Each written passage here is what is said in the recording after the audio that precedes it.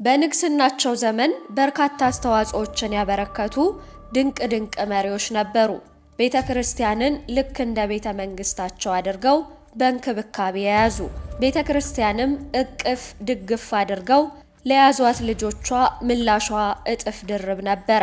ሲያዝኑ መጽናኛ ሆና ስታስጠጋ፣ በደስታቸውም ጊዜ አብራቸው ትደሰት ነበረ።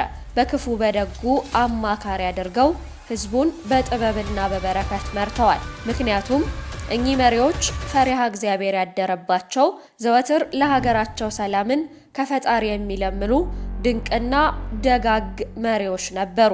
ያኔ የነበሩት መሪዎች አርሰው የሚያበሉ፣ ቀድሰው ደግሞ ህዝቡን የሚያቆርቡ፣ ነግሰውን በበረከት የሚመሩ ነበሩ።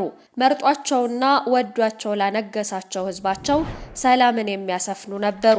አሁን ግን ያ ሁሉ የለም። በተለይ ደግሞ በኦርቶዶክሳውያኑ ዙሪያ መከራው እጅጉን በርትቷል። ያኔ በ9ኛው ምዕት ዓመት በ852 ዓመተ ምህረት ገደማ የነበረው የዮዲት ጉዲት ዘመን አሁንም በኢትዮጵያ ላይ የተከሰተ ይመስላል። ዮዲት የክርስትናን እምነት ለማጥፋት ያልፈነቀለችው ድንጋይ አልነበረም።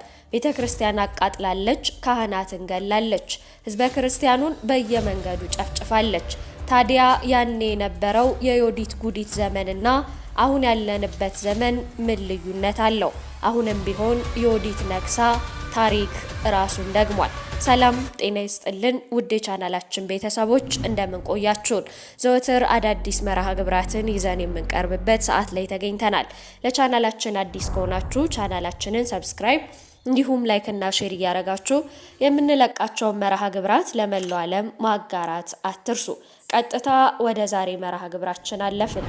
ከክርስቶስ ልደት በኋላ በአንደኛው ክፍለ ዘመን መጀመሪያ በንግስት ህንደኬ ዘመን ወደ ኢትዮጵያ የገባው የጥምቀት ዜና በአራተኛው ክፍለ ዘመን በአብርሃና አጽብሃ ዘመነ መንግስት በአባ ሰላማ ከሳቴ ብርሃን ስብከት ተስፋፍቶ አብዛኛው የኢትዮጵያ ህዝብ ስብከተ ወንጌልን አምኖ ጥምቀትንና ክርስትናን ተቀበለ።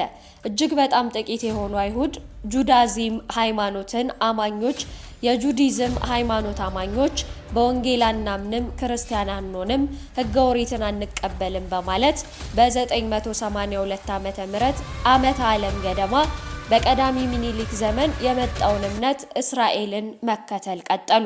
የክርስትና ሃይማኖትን አንቀበልም ብለው በአይሁድ የኦሪት እምነታቸው የጸኑ ህዝቦች በነገስታቱ ትእዛዝ የኢትዮጵያ ዋና ከተማ ከሆነችው አክሱምና ከዙሪያዋ እየለቀቁ በመውጣት በወልቃይት በሰሜንና በወገራ በደንቢያ ዛጋው በላስታ በሰቆጣና በመሳሰሉት ሊኖሩ እንደሚችሉ ስለተገለጸላቸው አክሱምና አካባቢዋን እየለቀቁ በመሄድ ተበታትነው ይኖሩ ጀመር። በዚህ ምክንያት ፈላሻ ተብለው ፈላሻዎች እምነታቸው ህገ ኦሪት ቢሆንም ኢትዮጵያዊነታቸው የተረጋገጠ ስለሆነ በመንግስት ትእዛዝ በተፈቀደላቸውና በሚኖሩባቸው በሰሜንና በላስታ እንዲሁም በተለያዩ ስፍራዎች ረጅም ጊዜ በመኖር ቁጥራቸው እየበዛ ሄደ።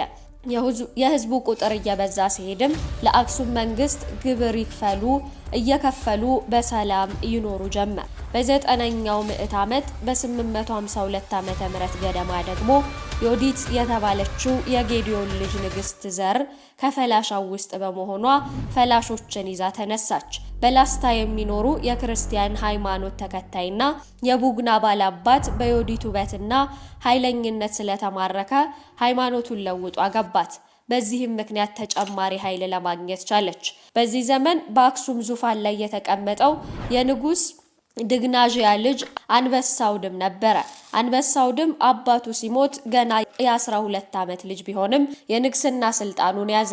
ዮዲትም ንጉሱ ገና ህፃን ስለሆነ የሷን ጥቃት የሚቋቋም ኃይል ሊያሳስብ እንደማይችል በመገመት አጋጣሚውን ትጠቀምና ልትዋጋ አሰበች። በዚያን ጊዜ አክሱም የእስልምና ሃይማኖት ለማስፋፋት በሚደረገው ጥረት የተነሳ ጠረፎች በመወራራቸው በቀይ ባህር የነበራትን የበላይነት ያጣችበት ወቅት ነበረ። ይቺ የክርስቲያን ባላጋራ የሆነች ንግስት ፈላሾች የሆኑትን ሁሉ በአንድነት አሰባስባና አስተባብራ የአክሱም ንጉስ አንበሳውድምን ለመዋጋት ተነሳች። ከላስታ ሰሜንና ወልቃይት የተሰበሰቡት ፈላሾችና ሌሎችም ቀስቅሳና አስፈራርታ በማስነሳት ብዙ ሰራዊት እየመራች ወደ አክሱም ዘመተች። ወደ አክሱም በምትጓዝበት ጊዜ ያለፈችበትን ስፍራ ሁሉ ሰራዊት ይመዘብርና ያጠፋ ነበር። አብዛኞቹ አብያተ ክርስቲያናትና ሌሎችም ውድ የሆኑ የባህል ቅርሶች የተቃጠሉትና የወደሙት በዮዲት ጭካኔ የተሞላበት ወረራ ነበር። ብዙ ጊዜ አምርረውና ቀድመው ግርማ ሞገስ የነበራቸው አብያተ ክርስቲያናት ሐውልቶች ጭራሽ ከወደሙት ሌላ ለታሪክ ምስክርነት በእሳት ጋይተው ፍርስራሻቸው ብቻ የሚታይ እጅግ በጣም ብዙ እንደሆኑም ይነገራል። ብዙ ክርስቲያኖች ሲጨፈጨፉና የቀሩትንም ደግሞ በታላቅ አደጋና ስጋት ተውጠው የመከራ ዘመናትን አሳልፈዋል። የዮዲት ፍላጎት የክርስትና ሃይማኖትን አጥፍታ የአይሁድን እምነት ለማስፈን ነበረ። ይህን በስፋት ይካሄድ የነበረው ጭፍጨፋ ለመቋቋም የተሳናቸው በስጋት ላይ ወድቀው የነበሩት የአክሱም መሳፍንትና መኳንንት ፈታኝ ጊዜ አግኝተው መልሰው ለማጥቃት እስኪችሉ ድረስ ሕፃኑ ንጉሱን ይዘው ሸዋ ውስጥ ወደሚገኘው ወደ መንዝ ይሸሻሉ። መንዝ የተመረጠበትም ዋናው ምክንያት የመልክዓ ምድሩ አቀማመጥ ገደላማና ዋሻ በመሆኑ ጠላት ስለማይደፍረው ገፍቶም ቢመጣ ለመከላከል አመቺ በመሆኑ ነበረ።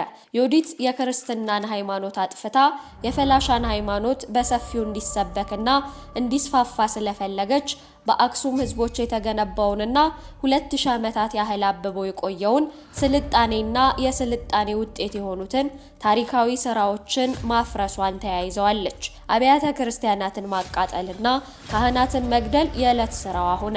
በተለያዩ አጋጣሚዎች ከተረፉትና እስካሁን ድረስ ካሉት ጥቂቶቹ በስተቀር ሐውልቶችን፣ ውብ የሆኑ የሥነ ጥበብ ቅርሶችንም ማፈራርሳለች። አብያተ ክርስቲያናትን አቃጥላለች። የክርስትና ሃይማኖት ተከታይ ተራው ህዝብና ቄሶቹ ተሰይፈዋል። የመንግስት ዘርነት የነበራቸው የመሳፍንት ልጆችም መንግስቱን እንዳይቀናቀኑ፣ እንዳይሸፍቱ፣ ህዝቡንም እንዳያነሳሱ ተብሎ ወደ ደብረ ዳሞ ተራራ እየተወሰዱ በእስር እንዲቀጡ ይደረጉ ነበር። በቆየው ስርዓት በዚህ ገዳም ውስጥ የመሳፍንት ልጆች በቁም እስረኝነት እየተጠበቁ ይቆዩና የንጉሱ ሲሞት ከመሳፍንቱ ውስጥ ህዝብ የመረጠው ይነግስ ነበር። በዚህ ምክንያት የተሰበሰቡትን 400 የሚሆኑ የመሳፍንት ልጆች በጅምላ ሳረዳቸዋለች። ዮዲት በፈጸመችው ጭካኔ ስራና ከፋት ጥረት የተነሳ ተግባሯን ክፋቷን የሚገልጽ የተለያዩ ቅጥያ ስሞች ተሰጥቷታል። በትግራይ ህዝብ ጉዲት ወይም ጉደኛ፣ በአፋር ህዝብ ደግሞ ጋጽዋ አስፈሪ አውሬ በመባል ስትታወቅ፣ በአማራ ህዝብም እሳቶ የምታቃጥል ብለዋት ነበረ። ጉዲት ህፃኑን ንጉስ አንበሳው ድምን በመንዝ የመደበቁንና ዜና በሰማችበት ጊዜ ኃይሉን ሰብሮ እሱን ማርኮ እንዲመጣ ጦር ልካ ነበረ። ነገር ግን የላከችው ሰራዊት በመሸነፉ ሐሳቧ ሳይሰምር ቀርቷል። ስለዚህ አንበሳው ድምና ተከታዮችን አጥፍታ እርካታ ለማግኘት በማሰብ ራሷ ሰራዊቷን እየመራች ወደ መንዝ ዘመተች። አንበሳው ድምና ተከታዮቹ ግን ለማጥቃት ይበልጥ አስቸጋሪ ወደ ሆነውና እዛ ሸዋ ውስጥ ወደሚገኘው ወደ መራቢት ሸሹ። ዮዲትም በዚሁ ሳትገታ ልትከተለው ሞክራ ነበረ። ይሁን እንጂ ከመሬት አቀማመጥ አስቸጋሪነት ሌላ የንጉሱ ወታደሮች የመንዝና የመራቢቴ ህዝብ በየጊዜው ያደርሱባት የነበረው ጥቃት አንድ ላይ ተዳምሮ ስላደከማት ዓላማዋ ሳይሳካላት ወደ ሰሜን ኢትዮጵያ እንደገና እንድትመለስ ተገደደች። ከዚህ በኋላ 13 ዓመት ስትገዛ ቆይታለች።